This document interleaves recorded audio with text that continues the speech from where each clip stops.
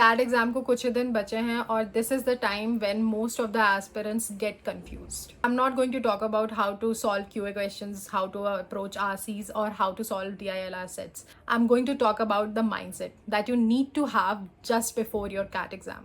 Hi everyone, Jyoti this side, also known as MBA वाली. तो recently एक कैट एस्पिरेंट ने मुझसे ये डाउट पूछा था कि मैं अपने स्ट्रॉन्ग सेक्शन पे काम करूँ या अपने वीक सेक्शन पे ज़्यादा ध्यान दूँ. देखो, मैं इसका आंसर ऑनेस्टली कहना चाहूँगी, आप कोई भी वीक सेक्शन को एक हफ्ते में तो स्ट्रॉन्ग नहीं बना पाओगे और किसी भी स्ट्रॉन्ग सेक्शन के भरोसे आप अपना कैट एग्जाम क्लियर नहीं कर सकते. जो स्ट्रैटेजी मेरे भी काम आई थी, मैंने कैट के लिए अटेम्प्ट किया था. अपने स्ट्रॉन्ग सेक्शन को स्कोरिंग एंकर बनाओ और अपनी वीकनेस की एक सर्वाइवल स्ट्रैटेजी बनाओ. Now how can you do this? Let's talk about this.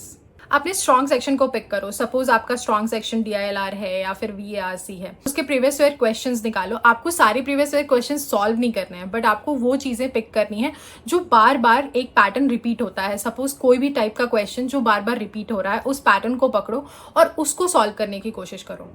Now आपको अपने वीकेस्ट पार्ट के लिए क्या करना है? पूरे सिलेबस पढ़ने की बिल्कुल ज़रूरत नहीं है. आपको पता है कि आपको वो चीज़ समझ नहीं आती, तो आप अपना टाइम उस पर वेस्ट मत करो. इसमें भी आपको सेम ही पैटर्न रिपीट करना है. आप प्रीवियस ईयर क्वेश्चंस देखो, उसमें देखो कि कौन से टॉपिक बहुत ज़्यादा रिपीट हो रहे हैं. सपोज ज्योमेट्री के कोई क्वेश्चंस हैं या फिर अलजेब्रा का कोई क्वेश्चन है. सपोज आप क्वांट में वीक हो, आप उसके प्रीवियस ईयर क्वेश्चंस निकालो. आप एक पैटर्न फाइंड करने की कोशिश करो कि कौन से टॉपिक पे सबसे ज़्यादा क्वेश्चंस आते हैं.